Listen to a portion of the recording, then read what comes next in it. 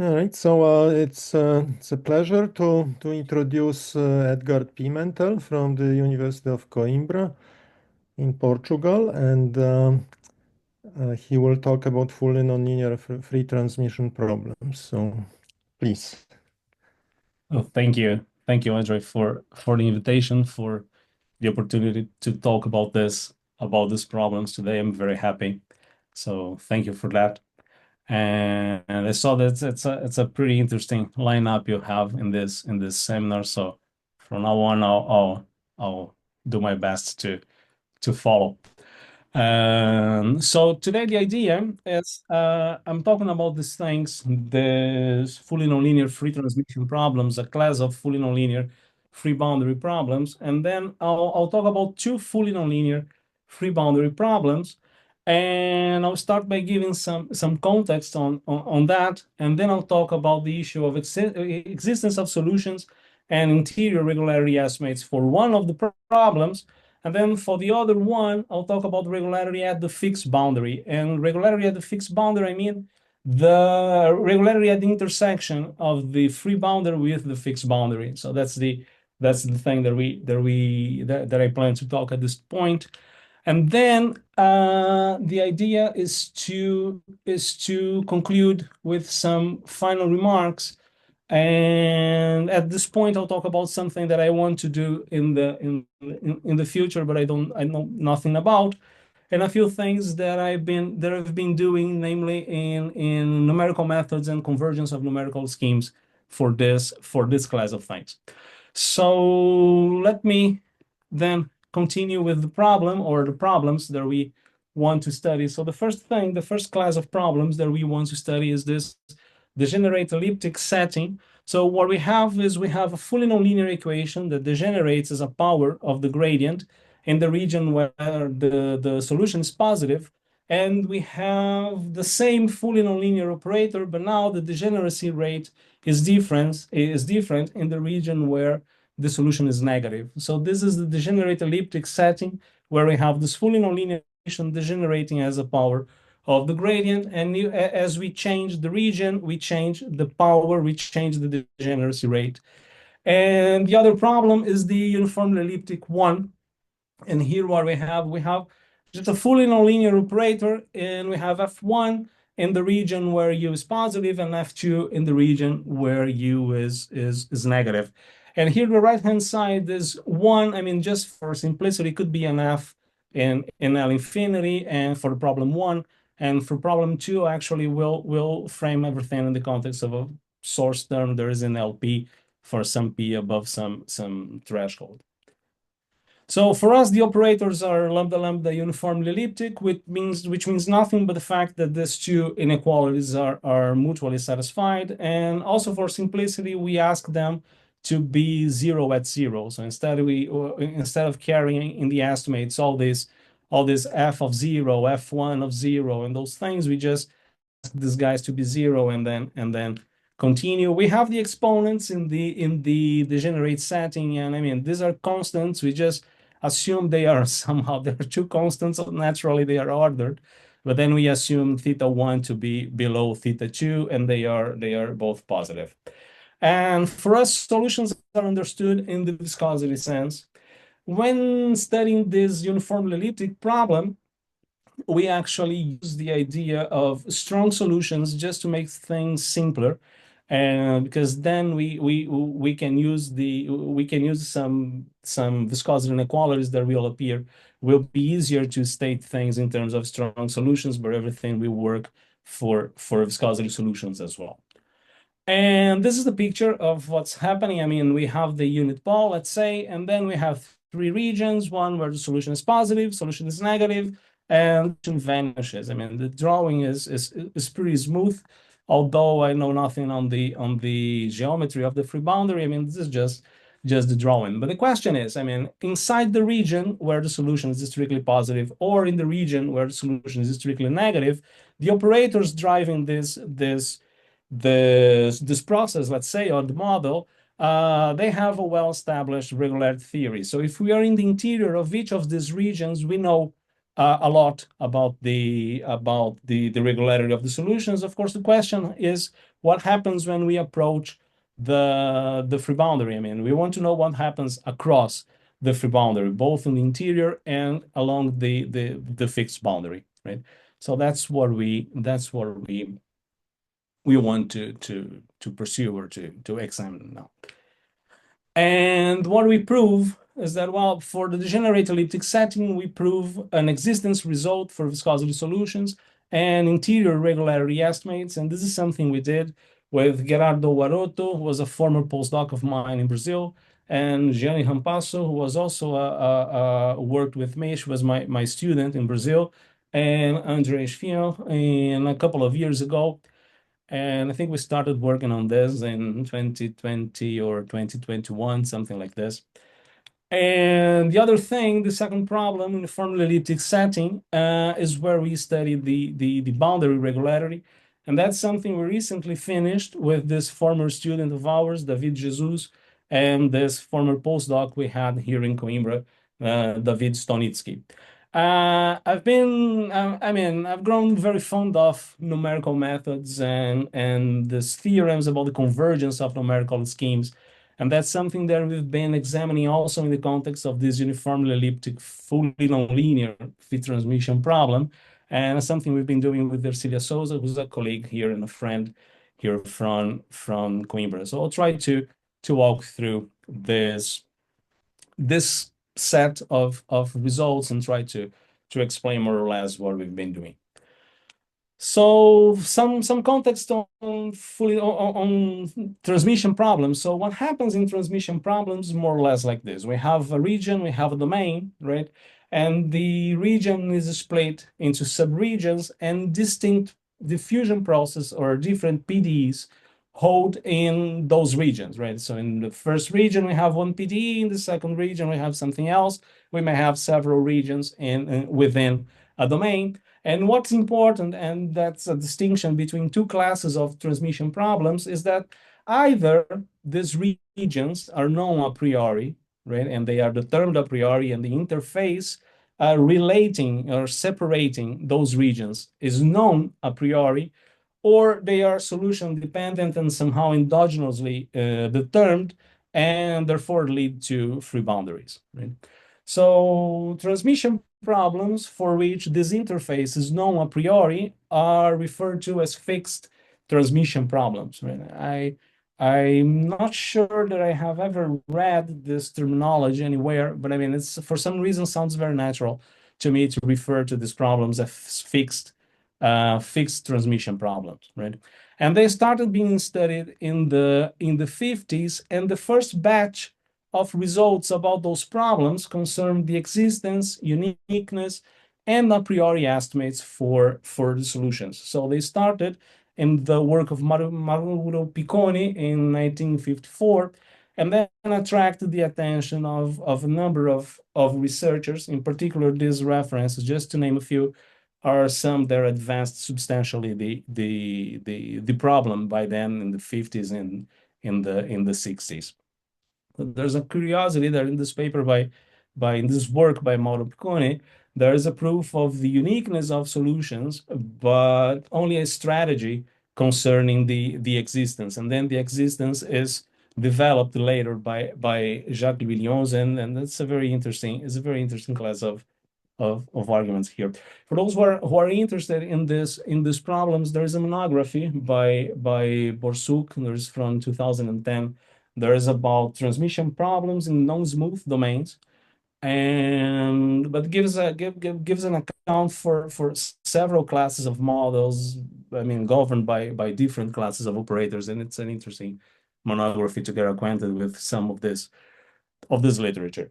Some years later, I mean, the second batch, let's put this way, of results about fixed transmission problems actually concerned regularity estimates. Here I mention a few works on this line of research, and let's say some contributions by Nyanya Lee and Michael Vogelius, and Nyanya Lee and Louis Nierenberg, Ellen Bao, Nyanya Lee, and Biao Yin, in which the question is, well, let's now understand estimates and regularity for the solutions of this problem. So somehow let's suppose we have a region with multiple inclusions. So some estimates for the gradient are produced here, depending, for instance, on the distance of these inclusions and how these estimates blow up or not as the inclusions get closer or not. And this type of questions would appear here. And so also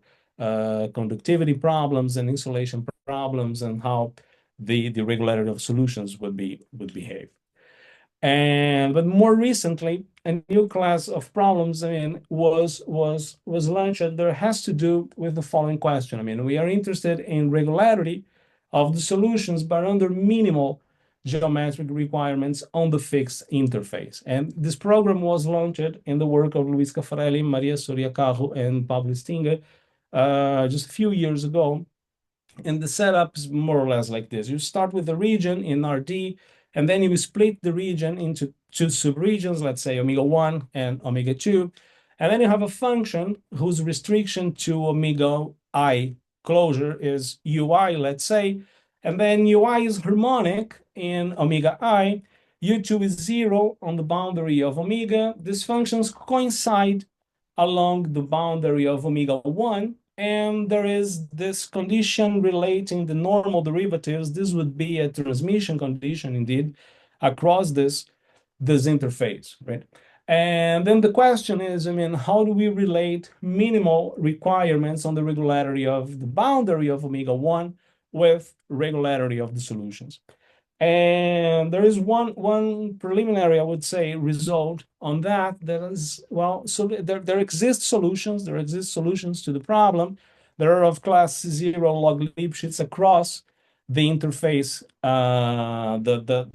the boundary of omega 1, the transmission interface, and it follows from properties of harmonic functions. But when it comes to the optimal regularity up to the interface, then what is known, or what these authors prove, is that if the interface is of class C1 alpha, then UI is of class C1 alpha up to the boundary of the region omega I, right? And what unlocks these results is a new stability result relating C1 alpha interfaces with flat ones. And somehow the idea is to import information from the solutions in the case of flat solution, in the case of flat interfaces to the general case of C1 alpha interfaces here. And has to do with mean value properties and this type of arguments and maximum principles in the context of harmonic functions. There is also an alternative approach to this problem and an alternative proof to this problem this problem that's due to Hongjae Dong and appeared also in 21. And the fully nonlinear setting, the extension of this program to the fully nonlinear framework was also pursued by Maria Soria Carro and Pablo Stinga recently, where they kind of covered this C0 alpha regularity, C1 alpha regularity, and C2 alpha regularity, matching the regularity of the solutions with the regularity of the interface. And there is, among other novelties in this work, there is a notion of the ABP that somehow fits the problem, right, and unlocks information that is used throughout the proofs. And good. So this is more or less what happens in terms of the fixed transmission problems. When we go to free transmission, so what I said before, what happens in the context of fixed transmission problems, right? So when we move to free transmission problems, what happens here? I mean, this is a much more recent endeavor, let's say, and it started in the context of the variation formulation. And the first paper that I know of that somehow tackles this question is by Marcelo Amaral and Eduardo Teixeira, and appeared in 2015. And also in the variational setting, there's this contribution by Maria Colombo, Sung Ham Kim, and Henrik Chagolian. And what these authors do, Maria Colombo, Sung Han Kim, and Henrik Chagolian do here, is, well, they examine this functional, and the functional depends on V and omega in this way. I mean, you have the integral over omega. The positive part of V, the gradient, is raised to the power P, and the negative part, the gradients raised to the power cube, right? And then the idea is, well, let's minimize this guy and see what happens and hope for the best when it comes to minimizers. P and Q are between 1 and infinity exclusive, and they are different. So the thing here is, well, you're minimizing something, you're minimizing an energy. There is a P energy when it comes to the positive part, and a Q energy when it comes to the negative part. So what happens with this? What happens to minimizers in this problem, right? And what's in this paper, and what the authors prove is the existence of minimizers and C alpha regularity with estimates for minimizers of, let's say, minimizer U for this problem. And they also examine the free boundary in the sense that they derive a free boundary condition for the problem. And they also prove that the free boundaries of class C1 alpha almost everywhere, and it's C1 alpha almost everywhere with respect to this measure, there's the P Laplace of the positive part of minimizers. Right? They also prove, I didn't include here, but they also prove some sigma finite property of this measure with respect to D-1 Hausdorff measures and things like this. So this is what happened here. And then in face of this, let's say there's advances and there's motivations. I mean, these are very interesting motivations for someone trying to tackle these problems, right? So what we decided to do was to cast this problem in terms of fully nonlinear equations. So I'll start talking about this degenerate fully nonlinear free boundary problems. And so just recalling the model we have. So we have one fully nonlinear equation degenerating as a power of the gradient, and the positive phase where the solution is positive, let's say. And we have the same fully nonlinear operator, but degenerating with a different rate in the region where the solution is negative, right? And the operator F is lambda elliptic. We have uniform ellipticity for this operator, and the exponents are just no negative, are positive constants, fixed, and we start with that. So there is one question that concerns this type of models. That would be, where's the motivation for the study of this problems, the motivation to study this type of equation when you have this. And there is one thing that people say that this could be understood as some sort of non-variational P Laplace problem. And this could be this could be something. Or you can also say that this is a type of operator satisfying a structural condition that degenerates with respect to the gradient. This is also true, and perhaps could be a motivation. For me, the motivation to study these problems is that, well, I stumbled upon these things in the work of reading or studying the work of very interesting people in the appearing in the literature, and this is something that caught my attention by them. And I really liked this structure and the difficulties that somehow appear when dealing with this guy. So the motivation for me is more related to there's a bunch of things I don't know about this model, and maybe it would be worth pursuing it, right? And what we do in the context of the free transmission problem driven by these equations is a proof of existence for viscosity solutions and the analysis of regularity of the solutions across the free boundary. You see, there is a difficulty when it comes to the existence, because here the operator is discontinuous with respect to U, but the thing is that it lacks monotonicity, right? It's not that you have an operator that is proper, in the sense that if you have U and V ordered, then the operator will preserve the order of those things. And for me, when there is no properness, I don't know how to prove a comparison principle, right? So maybe it's just me, or maybe it's something more intrinsic to the literature. But if you don't have properness, I don't know how to prove the comparison principle. And without comparison principle, Perron's method is off the table, right? So to prove the existence to this problem, then someone has to come up with a different strategy.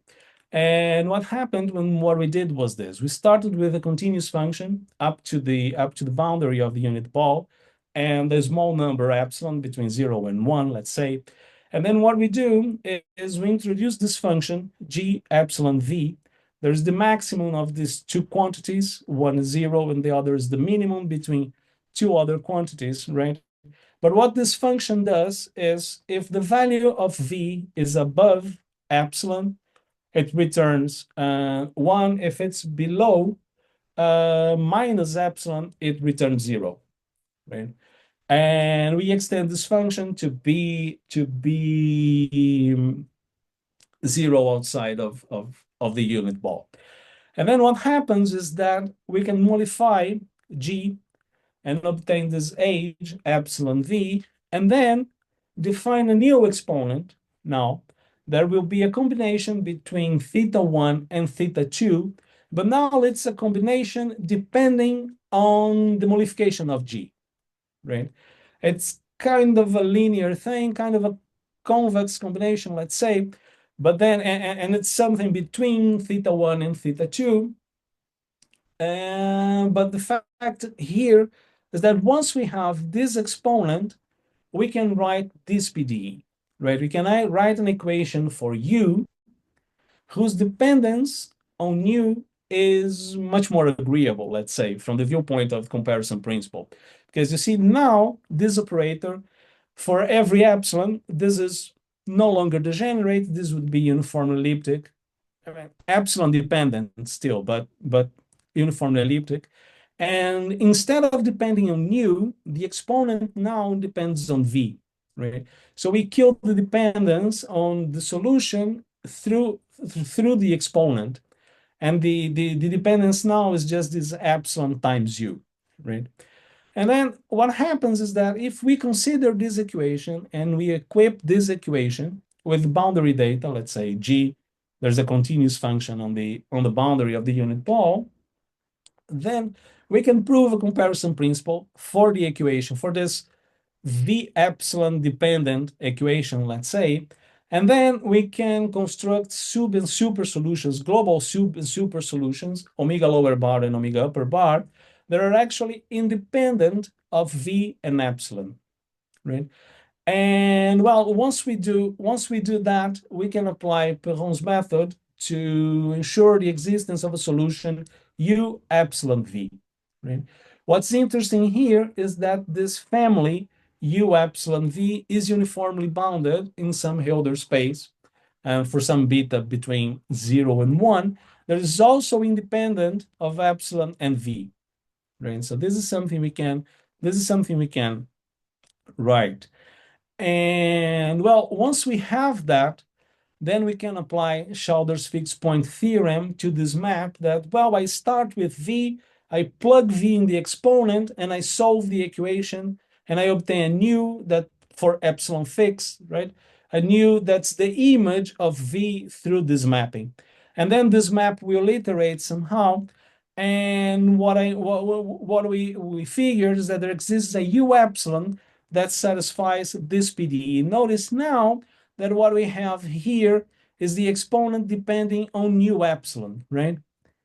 But then again, we have already a solution to this PDE, and the dependence on the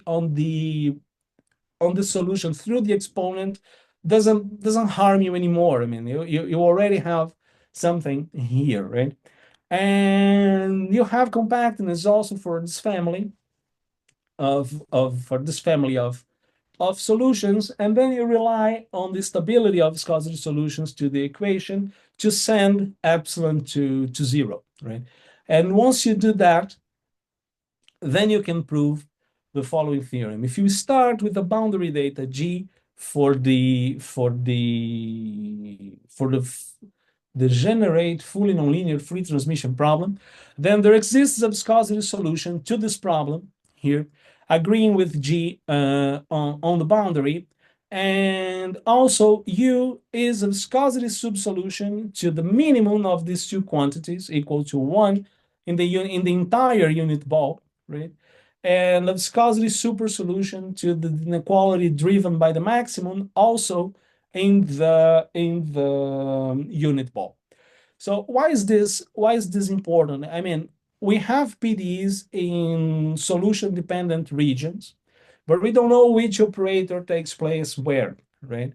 And when we can write this problem in terms of this viscosity inequalities, we don't have an equation, we have inequalities, viscosity inequalities, but still we have information in the entire domain. And that's something that here and in this context is important, not only because it gives information on the viscosity solution to the free transmission problem, but also because this is something we can use when it comes to the regularity theory, right?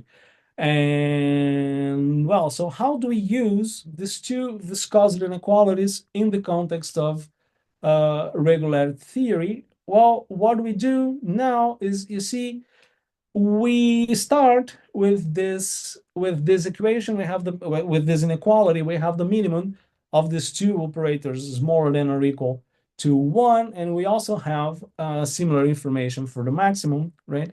And then what we want to do is, well, you establish some C beta estimates for u using both inequalities, and this will go through some maximum principle in terms of this matrices inequalities, and we're using heavily these theorems and lemmas 3.2, 3.4, and things like that. If I'm not mistaken, in the user's guide, right? I mean, it's referred to as the Ishii-Lyon's method somehow, right? It's the idea that you have these inequalities and then you translate into inequalities in terms of matrices, and you can control things.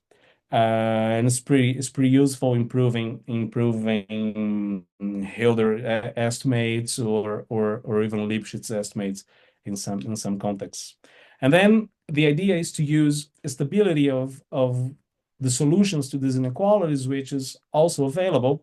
And finally, the goal is to relate these two inequalities with the homogeneous equation driven by F, right? And the fundamental idea here is due to Luis Caffarelli in this paper in 1989, as this idea detailed in the book by Luis Caffarelli and Xavier Cabré in 1995. And in the context of the pure equation, degenerating as a power of the gradient, these ideas were developed by C. Hillenberg and Luis Silvestre 12 years ago, let's say. And this is the blueprint of what we want to do. And the way to do it is by relying on this inequality. So the theorem that we proved is that, well, if you start with a continuous function, there's a viscosity solution to the free transmission problem, and you choose an alpha, there is no negative, there's above 0, let's say, and bounded by 1/1 plus the maximum of these exponents. I mean, under our assumptions, this would be θ2. But alpha is also below the exponent associated with the Krylov-Safanov regularity theory for the homogeneous equation driven by F. As here, this is this exponent alpha 0, right? So if you choose this alpha, then u is locally of class C1 alpha in the unit ball, and for every tau between 0 and 1, the C1 alpha norm in the ball of radius tau is controlled by C times this quantity. The first one is the all infinity norm of U in the unit ball, and the second quantity is the maximum between these two constants, let's say. C0 here, I mean, the equation for us, the right-hand side is 1. Were the right-hand side the function, let's say, in L infinity, then C0 would play the role of the L infinity norm for the right-hand side, right? And here the constant depends on the usual suspects. I mean, will be dimension, ellipticity, tau, that is the compact set in the domain, but also the exponents and the alpha that one chooses. And this was done in pretty good company with Gerardo, Gianni, and Andre This is something that we finished a couple of years ago. Good. So what's the strategy to prove something like that? So the thing is that the scaling of the equation allows us to approximate the original inequalities by homogeneous inequalities, right? And I mean, this would be one of those scalings that if you have a right-hand side with bounded norm in an appropriate space, then you can suppose this to be as small as required. And then we use this idea of a cancellation in the viscosity sense. A cancellation in the viscosity sense in the context of the pure equation was introduced by Imbert and Silvestri in 2013. And I think this is lemma 6 in that paper or something like this. And the idea is very interesting. I mean, if you have the equation gradient of u raised to a power times fd to u equals 0, then a viscosity solution to this problem satisfies fd to u equals 0. I mean, you can cancel the gradient in the viscosity sense. And this idea resonates here, and that's something we use to relate this problem with the homogeneous equation. More precisely, if U solves the first inequality, then it also solves an inequality driven by the fully nonlinear operator f. And if it solves the second inequality, it also solves the f greater than or equal to 0. And once this is available, then standard approximation methods can be applied to complete the proof. And that's how we establish this result on regularity for the degenerate free transmission problem. Right? So let me now step into the context of uniformly elliptic, fully nonlinear equations. And now here what we have is the system. We have F1 governing the equation in the region where u is positive, and F2 governing the equation in the region where u is negative. Here I added the dependence on the gradient because for some reason I want to work with the unit ball, the upper hemisphere of the unit ball, and prescribe things on the flat boundary and prove regularity on the flat boundary. But were this problem prescribed in a, let's say, in an omega, in a general domain, then flattening the boundary or strengthening the boundary, this would introduce an explicit dependence on the gradient, and that's something we want to take into account. And the operator satisfies this standard structural condition that are driven by the Puch extremal operators and by this k-bounded drift term, let's say. So typically it's an operator with bounded drifts. And we assume F to be a source term in LP, a space for P above this exponent, unlocking the ABP estimate for the equation capital F equals F. This P0 is also referred to as Scauriaz exponent, as it appears in a paper by Luis Scauriaz in 1993, related to Sobolev regularity fully nonlinear equations. Right. So this is the setup, and the picture or the drawing associated with what we've been doing is more or less like this. We are interested in regularity at the boundary, right? So suppose we are looking at a point like x0. If we focus on x0, then, well, here the region is the region where u is positive, so we have f1, and then we have an uniformly elliptic fully nonlinear operator, and we have boundary regularity for that. And that's well understood and well documented.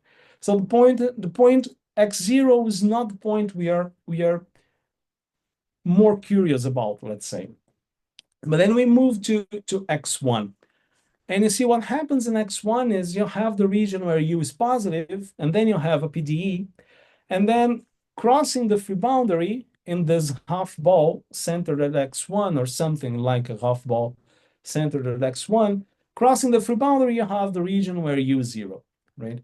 So if this is the case, what you're saying is that in this half ball centered at x1, what you have is in one region, you have a PDE, and in the other region, if you have a strong solution, you have Haitian, there's bounded, let's say. It's more than bounded, right? But it's bounded. So you can frame X1 in this region in this context of generalized free boundary problems as introduced by Alessio Figali and Henrik Chagolian, and further developed and including the boundary regularity in those models by Emanuele Indrei and Andreas Mine. And you can get information about the regularity at those points, X1, of course, under assumptions on the operators, right? What we are focusing here is on this point X2. Because you see what happens at this point X2 is this is precisely at the intersection of the free boundary with the fixed boundary, but this is a two-phase free boundary region, let's say. You have U positive and U negative, and well, the techniques around the techniques I know don't extend to this point, right? To this point X2. So something has to be some idea or some strategy has to be put at service of this question, right? But then if we think of the pure equation here, and we suppose we have a viscosity solution to an homogeneous equation f d to u and du in B1 plus, and we equip this problem with a boundary condition along the flat boundary that is of class, let's say, C2 alpha bar, then what happens is, under differentiability of f with respect to the Hessian, I mean, if the function is of class C1, let's say, with respect to, if capital F is of class C1 with respect to the Hessian, then there exists a mu, a height mu, right? Such that the C2 alpha bar regularity propagates from the flat boundary to the interior of the upper ball up to this height up to this height mu, right? So what happens is that, well, we can shrink a bit and in the flat boundary from B1 to B half, if you will. But then there is this mu, there is universal.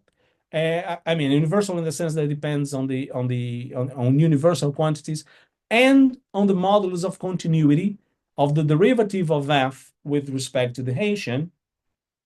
And then what we know is that in this region, U is of class C2 alpha, right? And this alpha, U is C2 alpha. This alpha depends on several other things. Depends also on alpha upper bar. But I mean, we have C2 alpha regularity with estimates for the solution to this problem in a region in a strip above the flat boundary, right? And this result, this propagation, let's say, this is in a paper on boundary regularity for fully nonlinear equations by Luis Silvestre and Boyan Sirakov. And I mean, this result is something that will be actually very helpful in what we are doing, in the sense that we say, well, we have these two inequalities, the viscosity inequalities driving not driving, but related to the fully nonlinear free transmission problem. Well, let's try to understand if there are any sort of condition that relates those inequalities to a problem like this where C2 alpha estimates are available, right?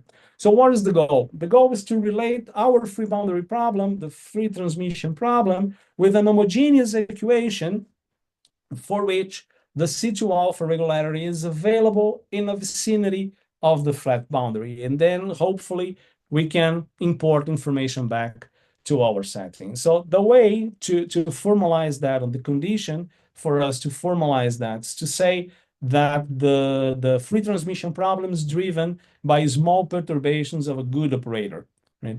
What I mean by a small perturbation of a good operator is to say that, well, Fi is locally close to a differentiable uniformly elliptic operator F. And there is differentiable of class C1 with respect to M, but that's the condition that allows us to relate what we are doing with the result that I just showed you. And then this is something we did with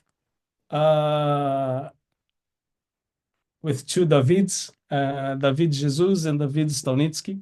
Both were here with us in Coimbra for different periods of time, and both are very good friends. So, well, what happens is if we start with a strong solution to the free boundary problem, and the proximity condition that I just mentioned holds, then one can find this height mu that depends on universal constants and depends also on the modulus of continuity of the gradient of f with respect to the Haitian, where f is this good operator close to f1 and f2.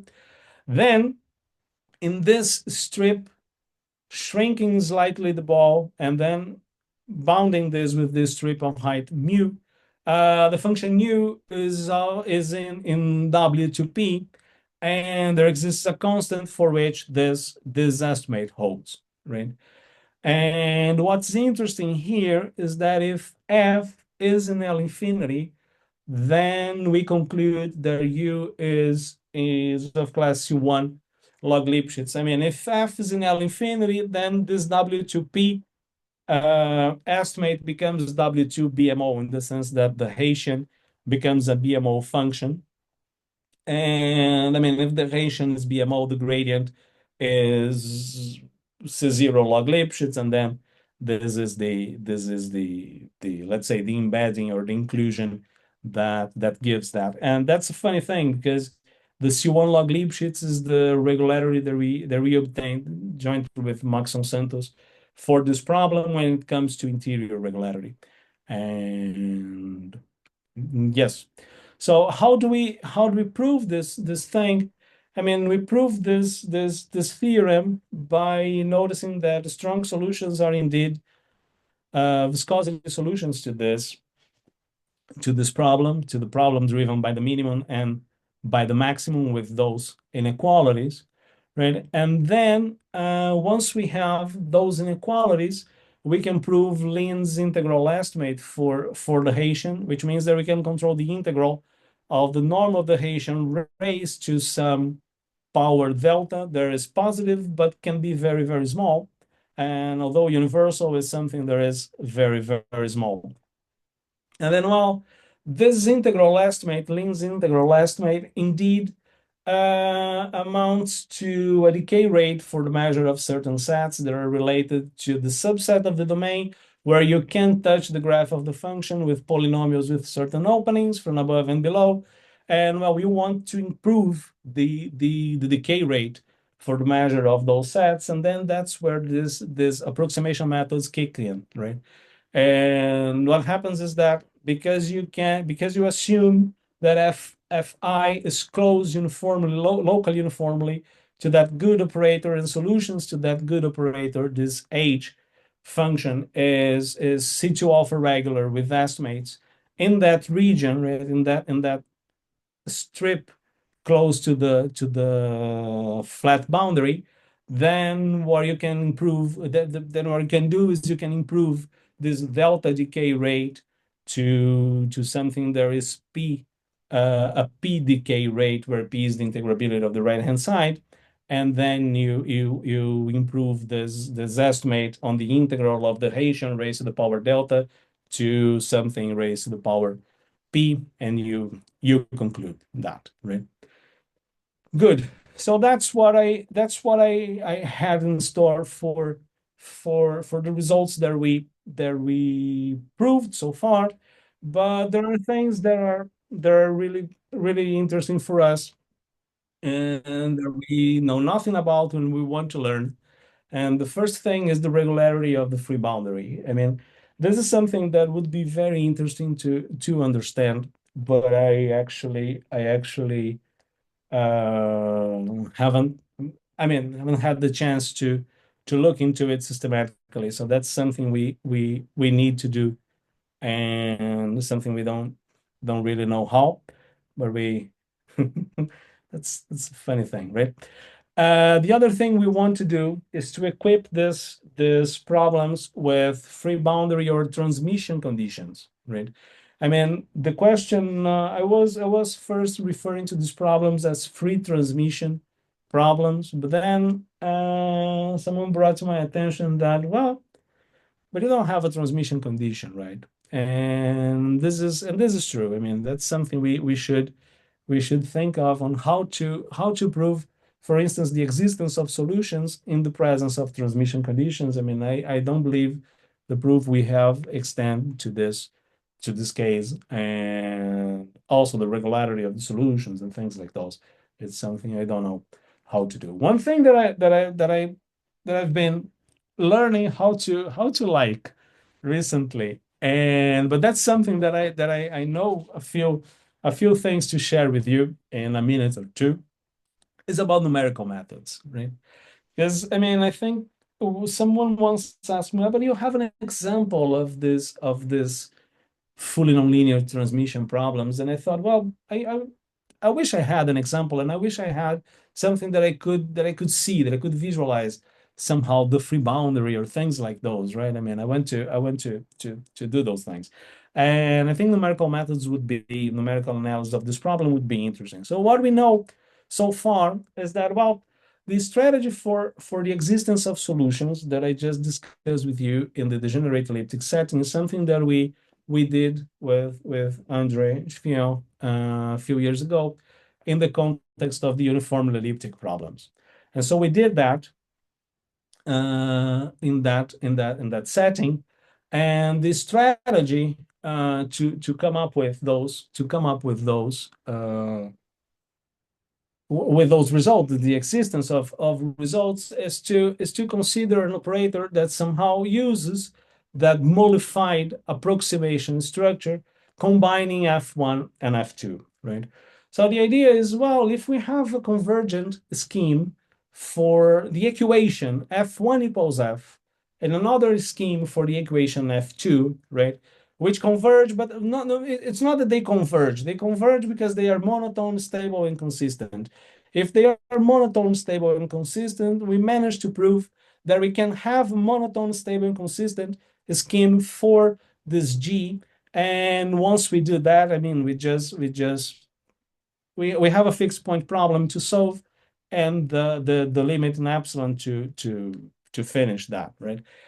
And the inspiration, actually, the thing that we use to get in touch with to get acquainted with this, is this material, the paper by Gibarlo and Taxuganidis, and the paper by Adam Oberman, where these things, these ideas, monotonicity, stability, consistency, are put as service of nonlinear equations, Hamilton-Jacobi equations, and things like those. And this is something that I keep saying here is something we've been doing jointly with Ercilia Souza. So I guess that's what I had to discuss with you, and thank you very much for your attention. Yes.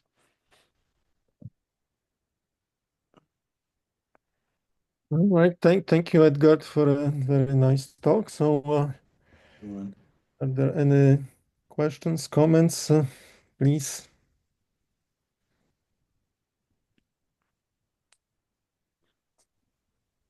Yeah, I have a naive question. So, I mean, clearly that when you do the approximation to make the equation monotone, and then you do the penalization to change the power from one to the other, it is really natural. And it seems that it's also robust when you do the numerics, right? My naive question is that, would that be the only way you approximate, or are there others that are equally natural? I don't know. I don't know. I mean, I think that way of doing things is useful in the sense that you get rid of the exponent dependence on the solution, right? And so that's something that's useful, let's say. And but I didn't think about it. Yes. Thank you. So I have so you mentioned that there is no transmission condition, right? So there's some kind of transmission condition probably could be helpful in like showing maybe uniqueness to the problem or something like this, right? Because There is Yeah. no uniqueness known so far, right? For this Yes. problem. Yes. Yes. Uniqueness is open, and I mean this question of the transmission condition. I mean, let's say one idea is to use, let's say, the is to relate the normal derivatives through some map satisfying usual conditions, right? And to see how it could be useful in uniqueness would be something interesting, yes. Then maybe just one more to throw along this line is that because maybe you observe that it's kind of stable, when you do numeric. So maybe there's some sort of selection principle going on that sort of Yeah. that you have the unique limit in the way you approximate the problem. Yeah. Yeah, I'm not sure how to translate it for the problem, let's say, I mean, that in those things. One thing that I thought about in a very naive way was to try to use some vanishing viscosity at some point, right? And then to see, well, maybe I can prove uniqueness at the level of the vanishing viscosity, and then send things to zero. But then maybe it's just a doomed to fail exercise, right? I don't, you know. Yeah. I mean, I mentioned that because recently there's a whole sort of literature on doing vanishing discount problem, right? I mean, Diego is also involved that, Yeah, that yeah. epsilon, U epsilon, and then you have the unique conversion. And then it seems that your problem is kind of, I mean, not exactly convex, but kind of,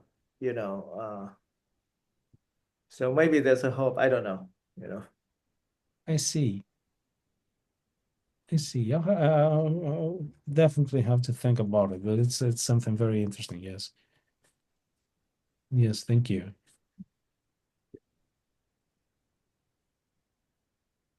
Are there any other comments, questions?